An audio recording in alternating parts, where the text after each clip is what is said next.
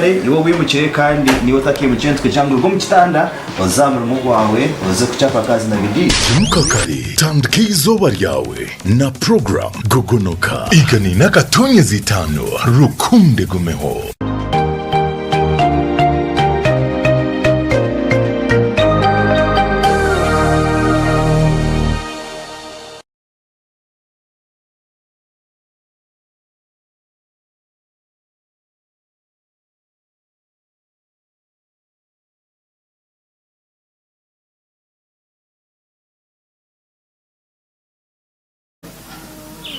Webare mnonga iwe omurebe wa Tayari West Television kandi ndenda kusima habogumiza mura kuratira HTV na emikutu yona kandi umuringo gumutano muri yakasheshe kokora turi abatusitame mu district ya Kabare nshonga zituri kuzaganira muri yakasheshe nko mukucimanya kurunje mu program yitu ya tusheshure turi kuganira nshonga nko mukucimanya muri gisabiti orukunganya ngasho kweherera okwabebembezi abatorinwe omukibine cya National Resistance Movement NRM na nabo abikirize gukora na movement ningashaba independence konka bagize nk'abakore na movement na nabace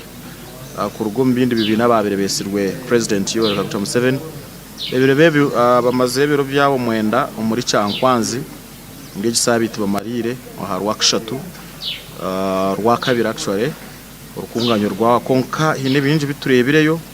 kandi hine barukuza kuzayo umutezi wa karuru w'abatorine hine byabe nabateka mu kugira ngo mu rwo rukunganyo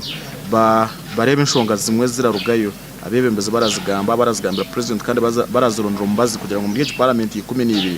turebe yaba izo nshonga zirabasa gukorwaho konka bari Cyankwanzi president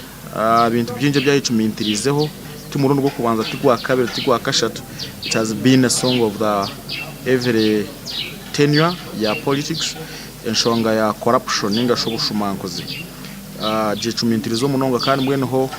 yarahira yagira ngo members of parliament kuko yabere yatugambire ngo bushumankozi naburebaga parliament hamwe na ministry of finance yagizire ngo members of parliament bona abakwejumbira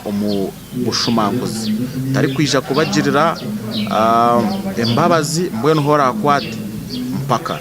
aberahereho examples aba members of parliament bashatu Western Member of Parliament wa Rwengo Mchara Sise Namuju Mutembure abo bona abakomerwe 2024 but eventually 2026 baka dropping imisango yabo yagize ngumwe naho ku Murundi yamarerire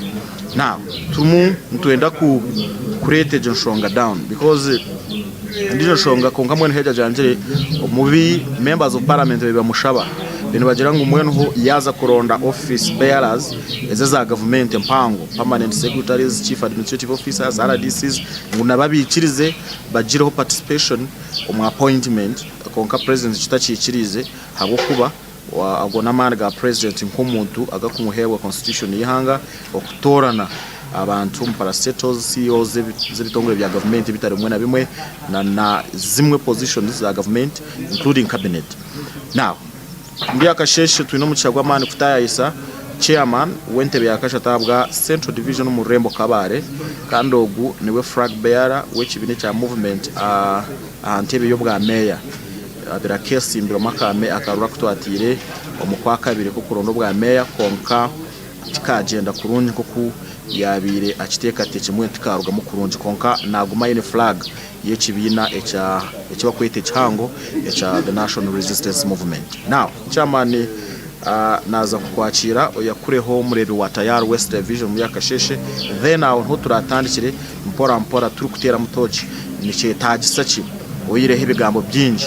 president agambira corruption ninga shobushumankozi atari tagisaki chairman akwakira. Webare mnonga bwana Jime kandi n'umushya witori ha kamera abalebi ba Tayari West TV mwena ndenda kubakura kandi nabali mu studio nahandi mwena turabakura kandi kubendeza program nunji ahambura mwa okuturi kugambaho aha Tayari West TV. Chairman aba members of parliament abatorino bakuza Cyankwanzi tukabateze bakaru we had expectations kandi n'ibito bintu yitaga nguturire bari gambaho ande bimwe bakabigamba bimwe I don't know iwe kuko abino tekateka where your expectations met iwe abino tekateka echo kubanza habaho retreat ningashi okweherera kwaba bebembezi abatorinwe ba parliament b'ekibina kya movement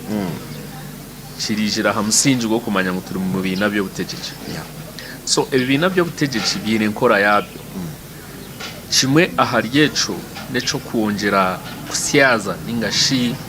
okongera kushongora abantu abebembezi abari kuza mu parliament 12 abaronzirwa hakibina cha movement nangwa nabo abijire nk'abantu buntu nabandi abebine binda balikiriza bongu barabasa gukora na movement nk'ekibina okutwara government emyaka 5 kuruge 2026 kwise 2031 so ekigenderwa kikuru mnonga neco kubasa kubateka mu trani no kubashongora kumanya ngo ekibine kibali kuhereza nekibali mu kiraza kuba kine bigendera twine manifesto iyi party chairman wori flag bearer witu kando walira karuru yanjurira abanyayuganda iyi twarundira hakaruka movement ko kwata government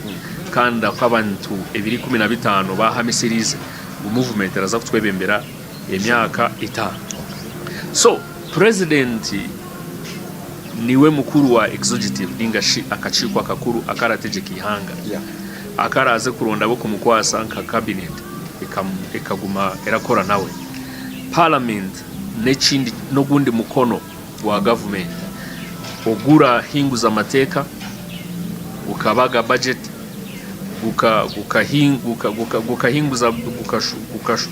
gukahinguza budget ukareba ngo esete za government za kuroma mu gusheme gukora so n'ekicweka cyango mnonga ningasho mukono muhango wa kabiri kwa government deno gundi mukono nogwe by'amateka so konka turi kureba obuzare oburi hagati ya parliament na executive yacu so executive ningashi oruchiko rukuru rurebe mbere hanga rwebembirwe president nirwe rurasharamu ebishemere korwa konka rwatunga okuhinguza mu eshongezo haba parliament so wagira parliament eri hanga hari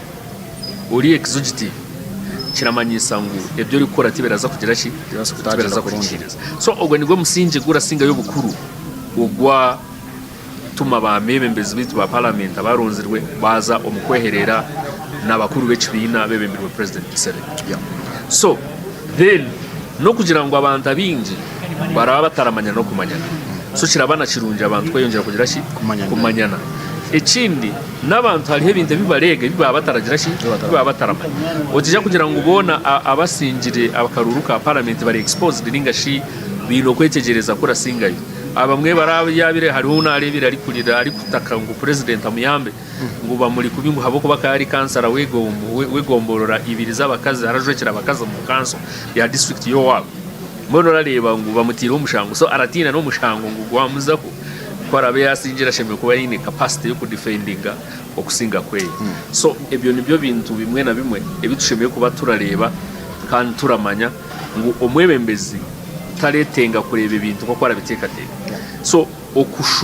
okushoborokerwa no kwetegereza okashango tali munyabwoba otali mutitiza then nekindi no kumanya ngo waba uri ibyo bujunanizi bwo kuba member wa parliament nubwo ine constituency yera jwekera onke kirasinga yo bukuru rajwekera umunyarwanda wenda ebyo rakora byona bishime kuba biri mu interest yo bunyayuganda twine kureba abebembezi bitu baragaruka harurengo nkuru ito twatungaho mugisha wo kuganira no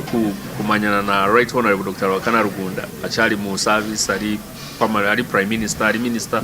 so okuyagambaga ni tureba ngo yabaga ine national character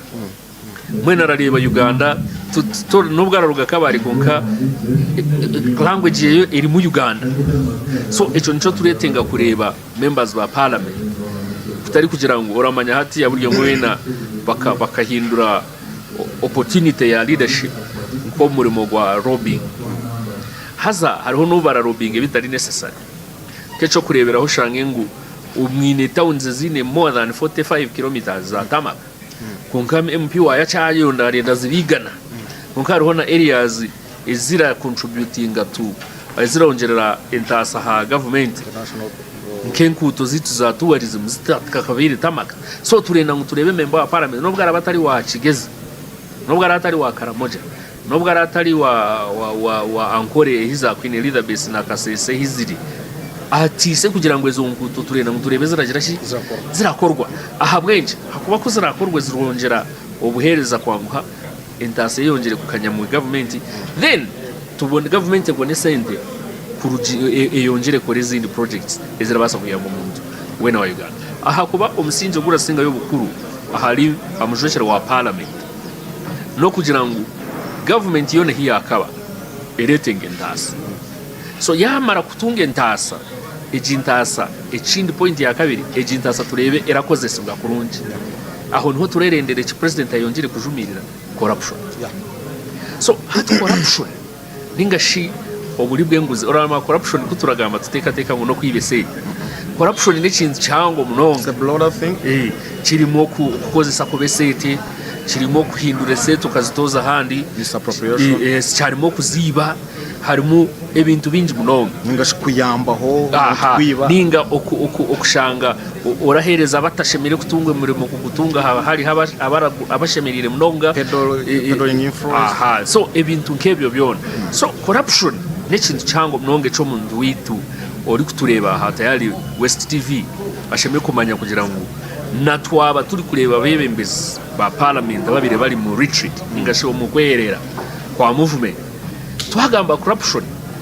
tutamanye ekira tuma abantu nabo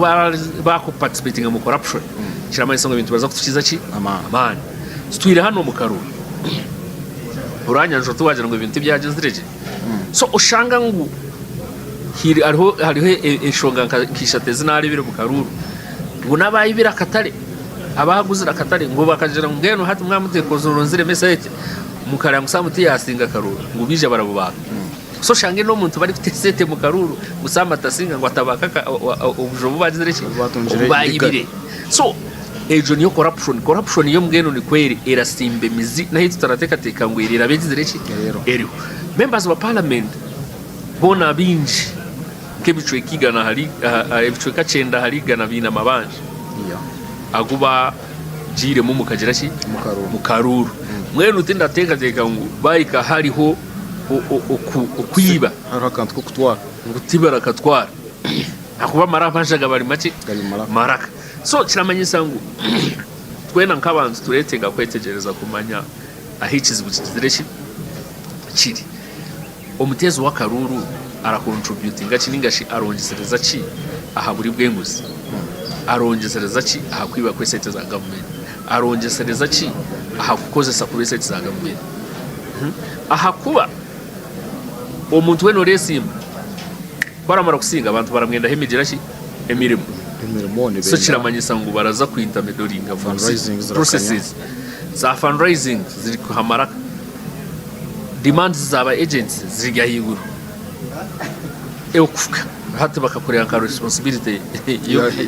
ya bebembezi MPs especially exactly so mwene kiramanyisa ngo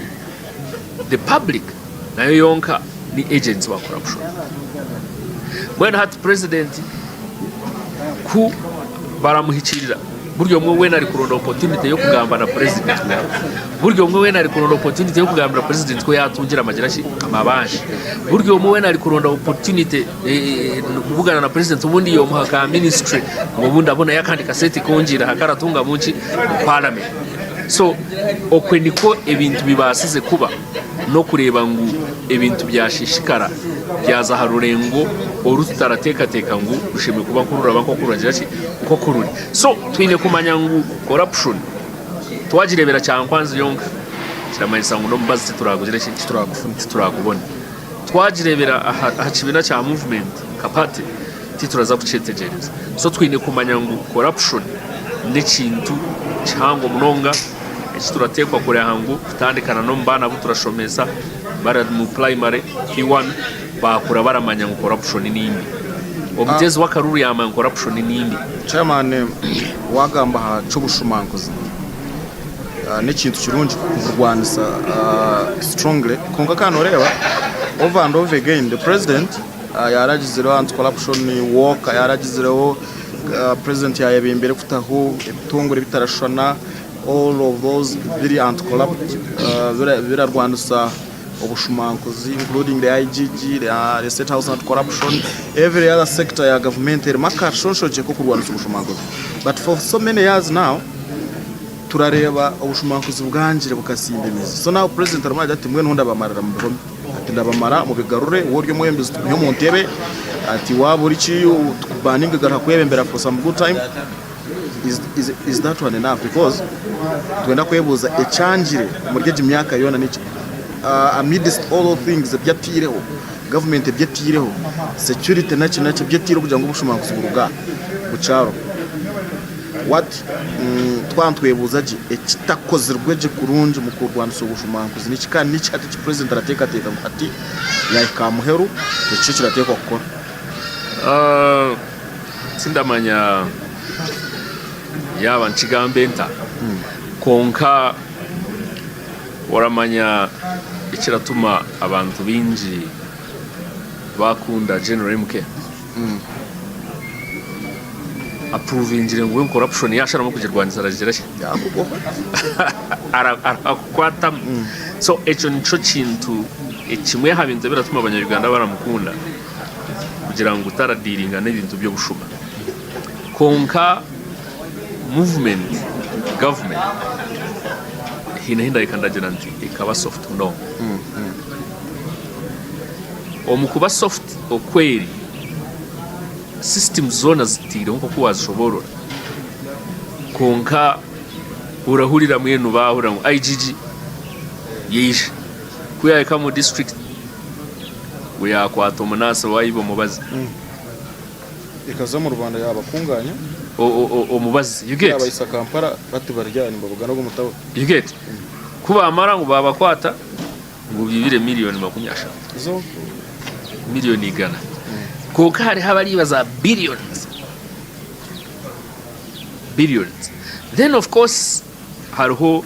component ya whistleblowing ningashi owo kutera inzamba kugira ngo ogo wayiba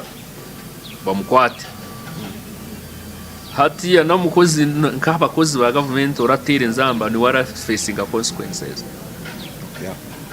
hakuba bakabari abashuma bakibesete nabo barahereza mirimo yo kucondoza abashuma nabo bonka n'abagirashi so system omburyo obunobu system yo yonka hine nkoku itabangurikire watandika anti corruption uri kutunga umurimo no nawe yagubona through corruption uri kurwanisa uburi bw'enguzi nangwa nyowe tumi IGG aragezaho aratekaho embera y'abantu ngono abantu bari kora hango baratwara IGG so nenda kusima the word IGG chonka wachura IGG as a direct agency an inspectorate of government kugira ngo yo hine koko tiriho akabeya omukurwanisa corruption konka eji anti corruption yeje mu president's office nabomgo mu staff mu IGG kugira ngo nibona hakuba hariho abakuru mu IGG's office nyabona aradiringe nabo kandi bakakora bakadelivering results so tikire nangu twemerere twijana tujumirire ngo IGG tayine mugerashi tayine umugasho gwine konka harimu okutereza ubukuturete kano kugira ngo turebe ati nkorora yanke by'amabati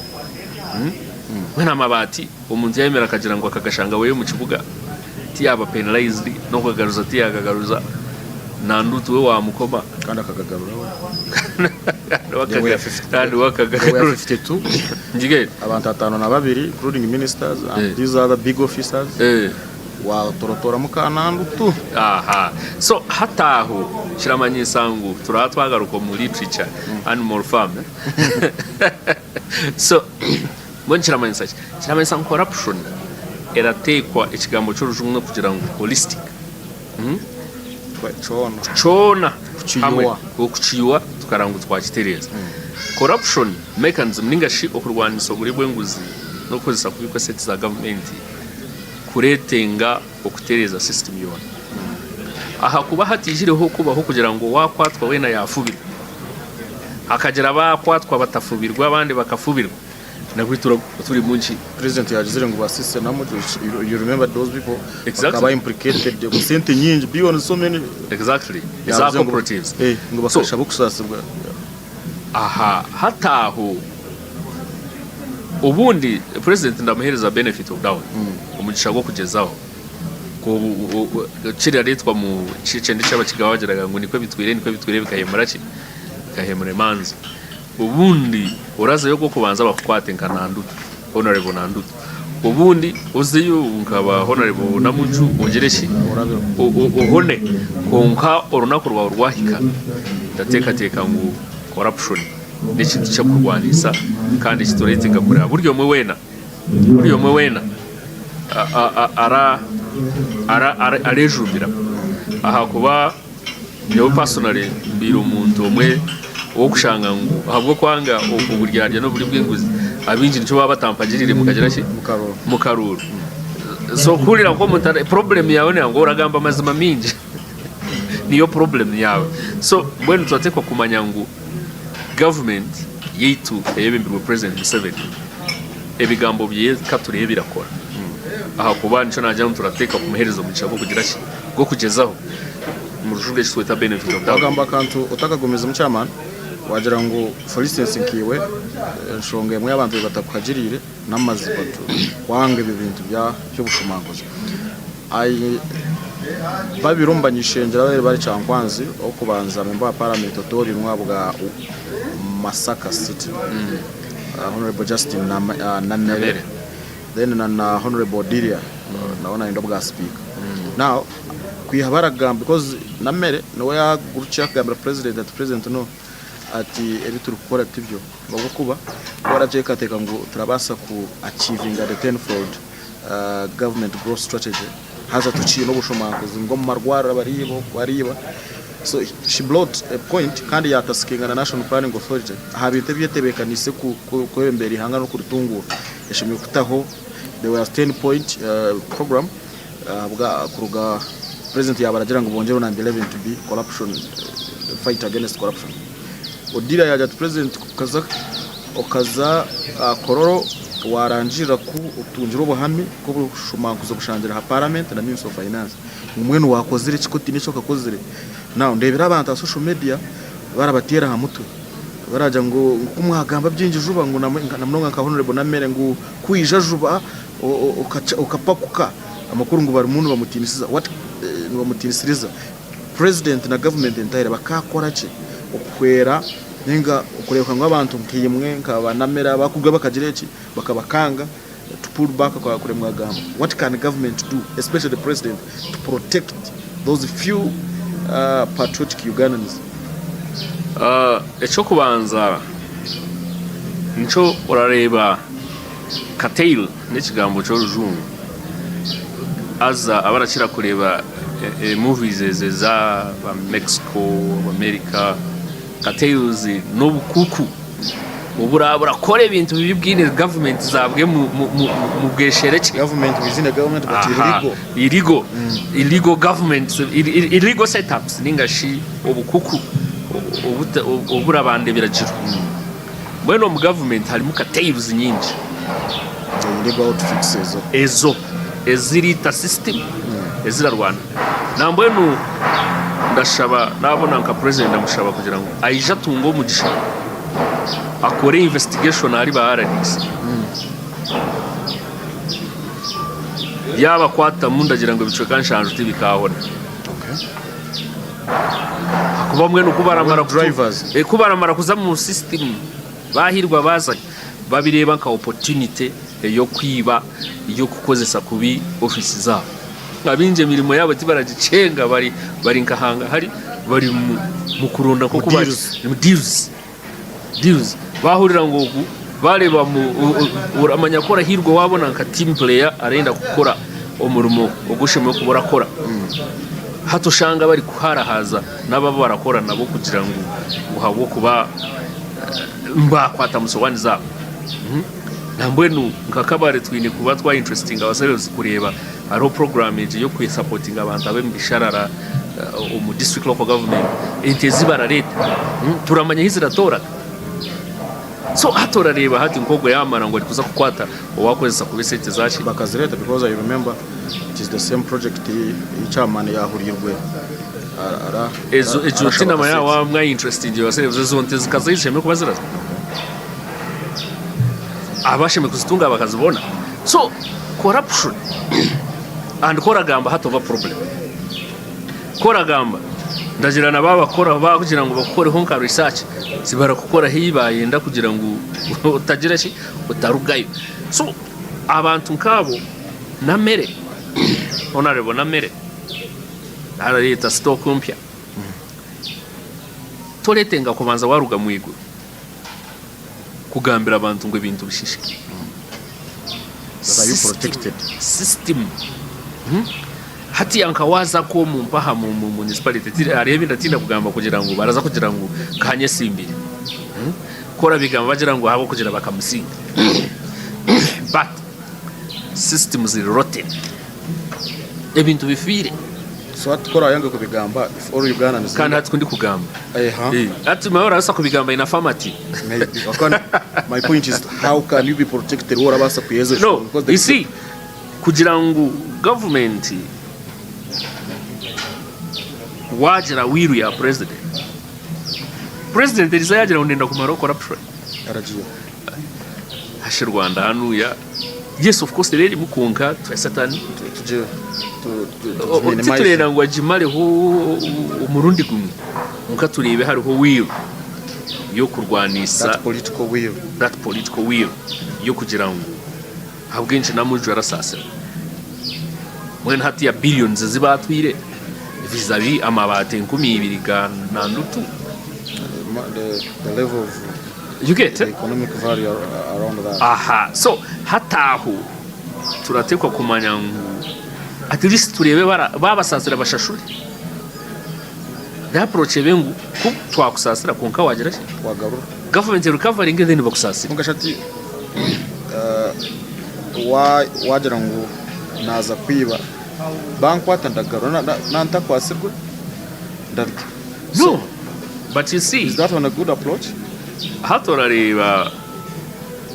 president Museveni yakoze statement ubu babire babu abantu batandikiraho kururu yo kuvugana montajure t-shirt ya yero bakamutera akora statement yagira ngo turaza kudiringana na wareba t-shirt ya yero girebesheshe oyirukanga you get so na corruption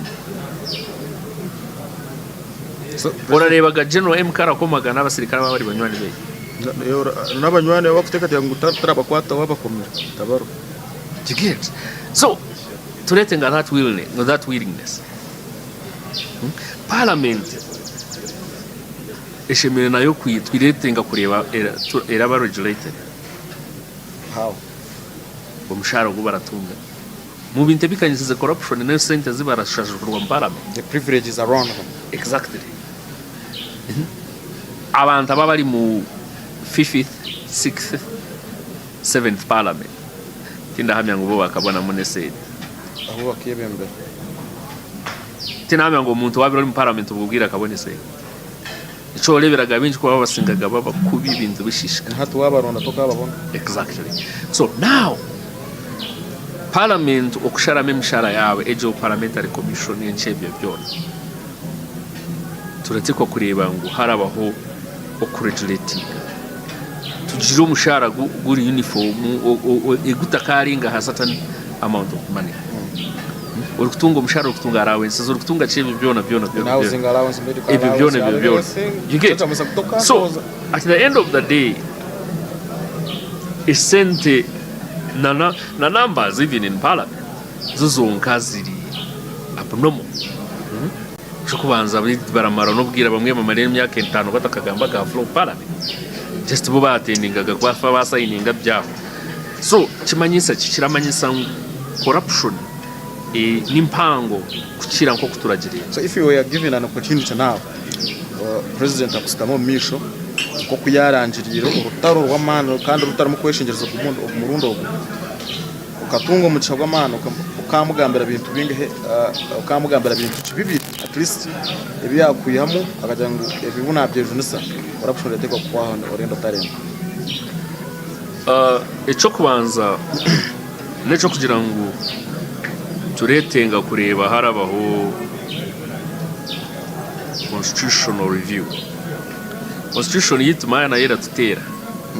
barameshinzwe kucira kore imyaka constitution yaje kuza ko 95 teri kuza kwise imyaka 3 erakora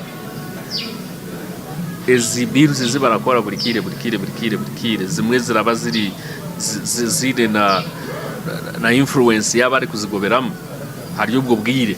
bazegateka ngo turetenga kwindura mu mateka. Number 1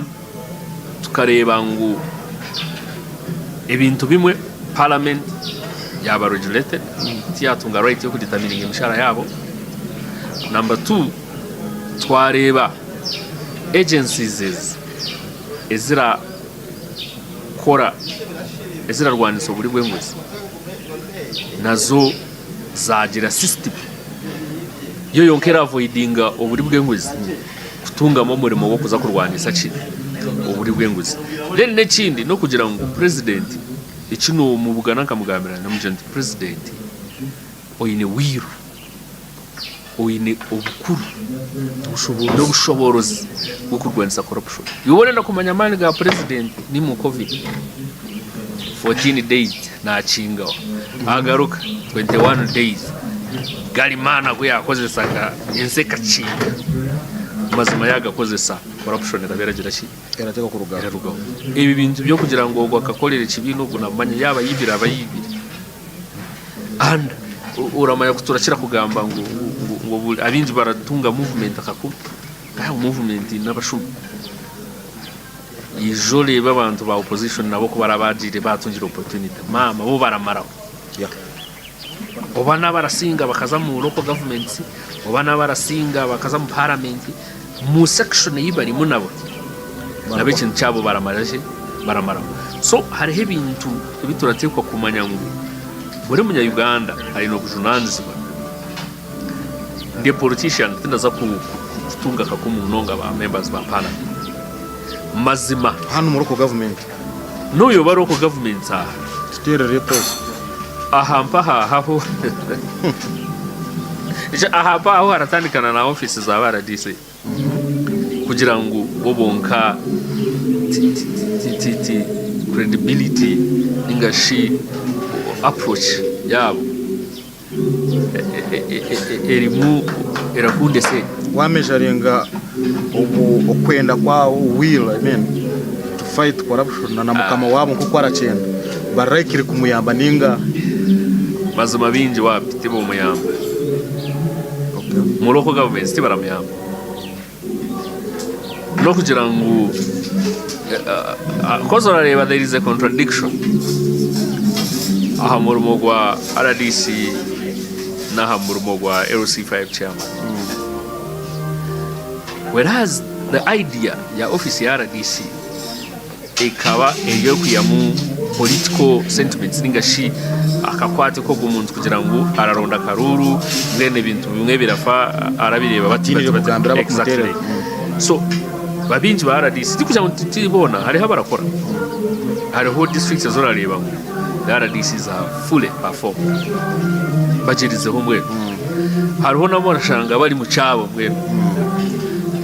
ukareba bongo mwenu barindise. Okay, so chairman ikindi nshonga abaye MPs kwagire kuruga cyangwa as president uriyo moya yajangwa musenchira miliyoni the perception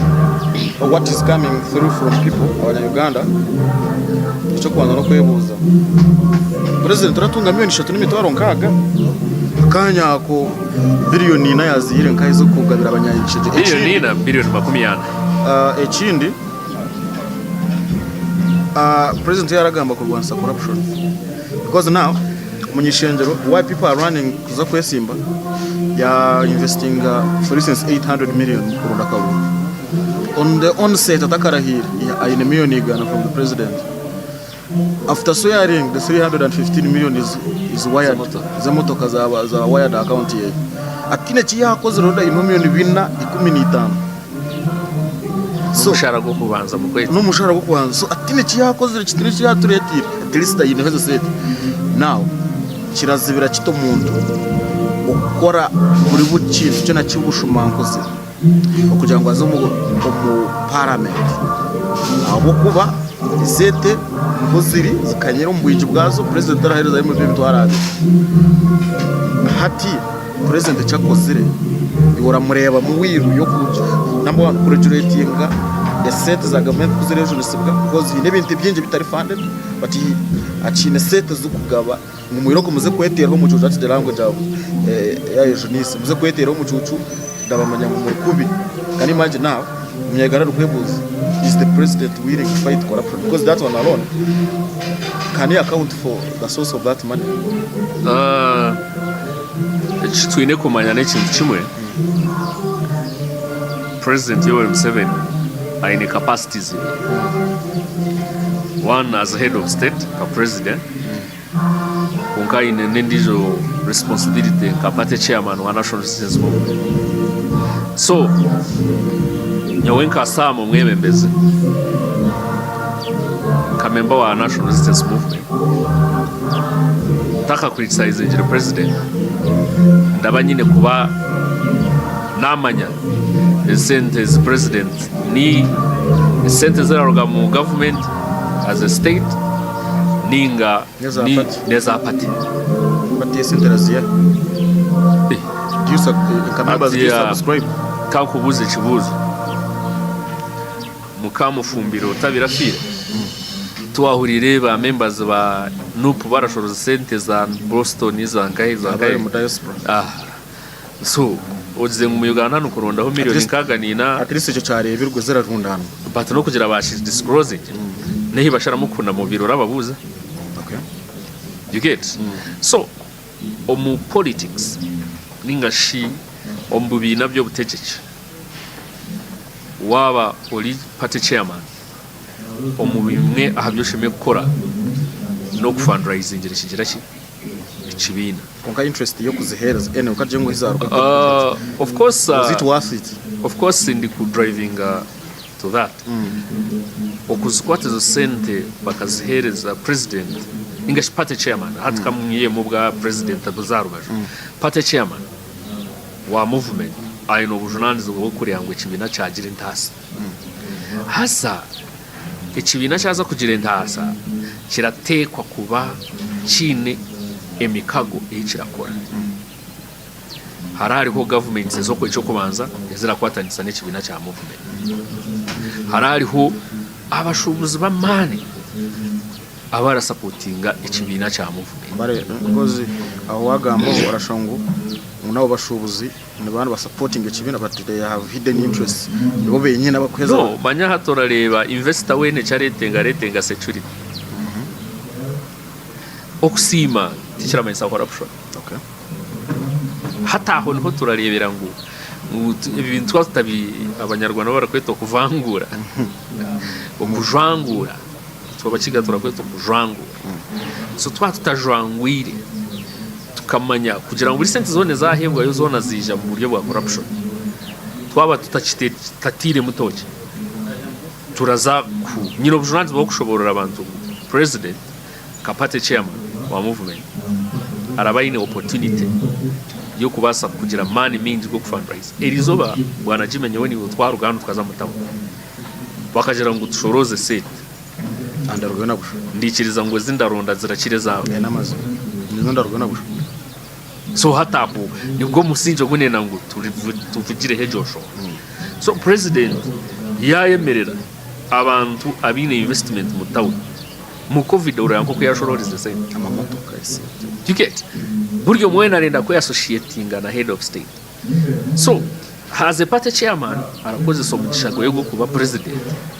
kubasa fundraising fundraising ekibina and ekibina kya movement kiratunga sente kuruga mu government ora chimanya ngu buli kibina kyona ekine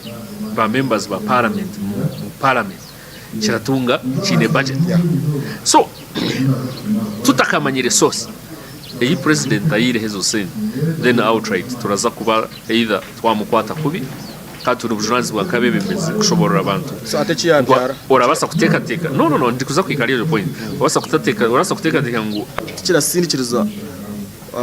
obushumankuzi omubantu abine political interests namunonga bandi bamangu ariyo those privileges immediately baheza kunaga. You can imagine hati ya member wa parliament wasinja karungu kunagambe twakusokwa mukagana atini kiti yakoze miliyoni 15 yo kuruga mu government azi kuruga mu kibina na government kuruga mu kibina na government yes so hataho no kumanya ngu government nico naze constitution iretenga kugarukwamo kugira ngo habeho obukwakurizo. Number 1, parliament umuntu akora bisanje amari president bisanje hatiya orareba ku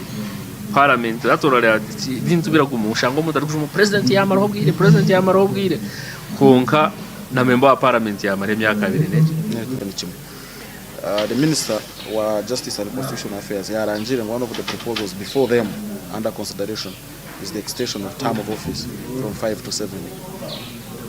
Omudachika nkisha tu jechi wagamba, do you borrow knowledge from it or do you believe in it? Bueno dateka ngo nyewe kikubanza wabo sinjire no muri rogora raba mukuza kubone jitamba wagira ngo bongere emyaka 2 orabo hirirwe konka omwebe mbizitashime gukorera mu comfort zone abantu bashimye guma baragaruka inyuma kujuriza ijo niyo democracy. Number 2, echa kugira ngo ba members of parliament nabo participating mu kuronda abakozi ba government bari kuronda gandi mani agonjira kuba direct agubini ona nyine ndi kujumirira nungu kweha no mushara na kwe nenshobe hati barenda behe na mani go kuza you see koragira president ari wara appointing ochendezo buri bwenguzi umubantu kubone jomiriro the MP atunga literal influence nara disi umwanya gwari exactly so hatoza ko kisoshanga ngo bari kuronda koko bayongera kwiba so tinda kireba kiri idea unless wangira ngo habeho creation ya committee ya katujirenka ka tribunal ningashi not a tribunal nka committee very responsible eraba approved by parliament ikabariyo yarondaga abantu ko kuturareba ngo judicial service commission eri ronda idea they propose to the president so the president confirm so cyamesa ngo ari ho system eratuma tipu kuja muri president ni waraza kukwiya muri mucyara kaburete baramusindikirize then abarebe musiviza bagire cya kuhinguzo confirming siri koze kuveti Bank of Uganda board era syndicate names to get then president confirming so members of parliament bari kuronda mani go kubuzabiriza abanya Uganda oramanya jo parliament wagiza munayo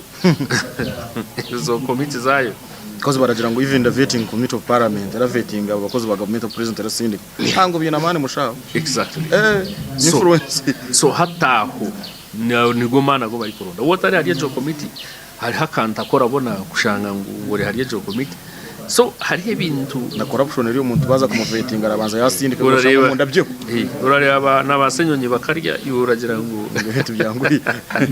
so hariye bintu byavye ko kumayangu buri muntu wena kwarinda umuntu uri kuronda ubujunanzi barari kuronda opportunities not intention ntikusavinga no kuronda umugisha yo kugira yo kurira exactly then turahenderana no kugira ngo hacikwatire nece cyuwagamba ico kuhindura mu emyaka mushanjura I don't support it etanera mara mandate y'abanyarwanda babahiri kandi you see nabayenda kucindura bataba beneficiaries because the contract they were abasigningira nitwe n'emyaka eje kandi running by the time baza kunanga either bije baguruke ba resigning baje ngo twa ati kisanja twakizizire turinde cyemyaka because mu contract twine mu contractual terms zo kujiyo so actually legally kiraba challenge because contract yiwashaba n'emyaka eje poster zabo zikaza n'emyaka eje etano owasinjire we nakashaba emyaka eje etano baba nenda kuchikora bachikore then kitandike kuruninga in another year itarige yibachitandikira okay chama ndenda ngo tusibure mwenshwanga yakire tusibure utuye n'ikigambo cyawe cyamuhero sibure abarebi ba Tayari West television abarebi ba TV yitu nunji nyamurunji kandi igizira mani minji mnonga Tayari West TV niwe umutayisa wanje Jime kano mwamia puli uri mu Biyoma naba mu studio turenda kubasima mwena ahabwa directors na founders wa GTV ahakuba ebasize kwikanisa abebembezi abantu baburijo mu kubasa kwikana n'abantu mu sharinga information kandi n'ikindi ndenda kwebaza GTV kugira ngo irarunda umuntu wahaburijo n'umuntu wa hansi kugira ngo abase kwikana kwisaye bitekateko ombantu bitu abari kureba TV so turenda kubasima turenda kubebaza kandi penderenda higa kugira ngo government yitu ya Uganda kubizemu kandi ikindi kicenderwa cyo kureba ngo ebintu omuntu yatungo buhereza twarwa mboro konka government no bwera akorogwayo omunya Uganda we no ryo kwenyema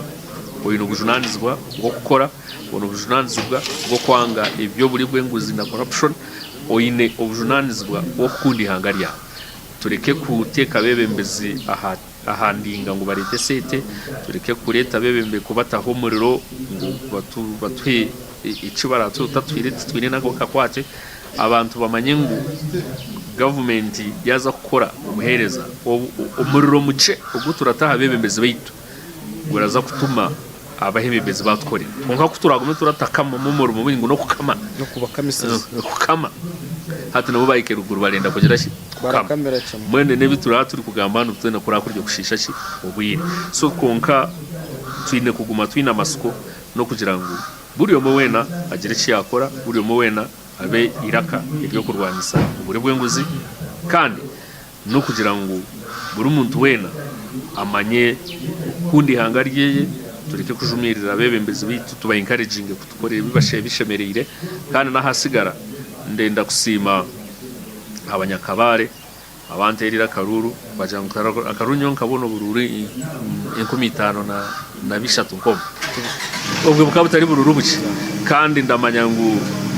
mbere nacagambira abantu tinira kuramentinga no complain ko kandi amanya ngo polling stations 18 kibari scanning so kiramanyisa hine bya bitagizere ki konka hariho nebinare bire mu nankeje mu izoba rya karuru za taxi ehinyenza no mukoti kandi abasinga konka tukayenda ngo gume mu abantu bareke mu bwire bwa karuru hakuba nyondo umuntu orikiza ngo ruhanga yarenda ngo singora singo tabanze warabano munci mukoto ne muriyebe byona bakakora yaba wabirori mu town mu kareba hine bakakora narare izoba rya kagerashi rya karuru na ha polling station so aba mu candidate n'ababa muhagire baryaho bari ku addressing abantu ikiri irigo so neza mu koti kandi ndabanyangaraza konka ndenda kwiga itwe bona abataje abakaruru katajenzere kurunje supporting abazireshi abasinjira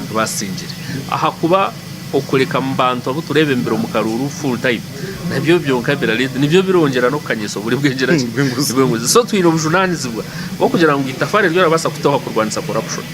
uriteho kandi n'ibintu bya bitagenzereje oyikiriza abo barangirije baze gukora kandi tubahereze environment nunji yo gukoreramo aha kuba politics zitu zirija kukura icyo twenka kuturabase kwereka icyo kureberaho ibyo mutima gukuze. Okay. Webari mnonga iwe omurebi witwa Tayari West Television ndenda kusima ahaburya ngo agenda nitwe chairman wa muhurikiza kandi nshonga nkuri yitwa icuminterezaho aharigezo nyingi twagambaho noboremeze bwa obushumankuzi oburibwe nguzu mwihanga twine amasogamani omwelembezi wihanga president Yoweri Kaguta Museveni mbwenoho yarangirire ngo emweranye eraneranya kujanika haryoru arateko kuba marambe home nyabura we yowena oyine omukono muringwa oguyo genderere ku kwiba ninga shikwata sete zotasheme kora kwato ninga kubuzabuzo kibe sete za government ngori mukabi orendo tarindura tekwa kubireka wo tabirekere ngori mukabi ubwo ni president Yoweri Kaguta Museveni agambire orazi kwataho orakwata hariyo sete na noraziha mwe bararonde mirimo mukaja mubanze mwatuka owatuka na no watugirwa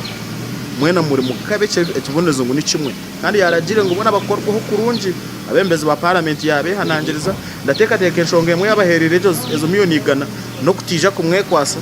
mwene tukija namabanja twaturarona nko kuturarugoma abanja agugaro yagabihiremo nyabura utakore nshobe okeshanga mu mbera yo kurebana kubena president Yoweri Kaguta Museveni oyehire ngo no bushumankuzo renda utarenda buratekwa ku rugahanuya nitwija kurekera kwenderera hano program yito byakasheshe twendeze ebirungi kandi twendeze ogumiza mora kuratira program zitu Tayari West Television ko kuzona zirkwihana emwandijo konka tukwamize nkuri kintu cyonra teba kuciha nyabura utakore nshobe okiha ho TV yawe akoraze kuferwa byinji hano omuri kabare ndi Jime Emmanuel namutaye wanje ndugu Job na Amanyapuli ore ha kamera tujagara mu studios for now obusinji.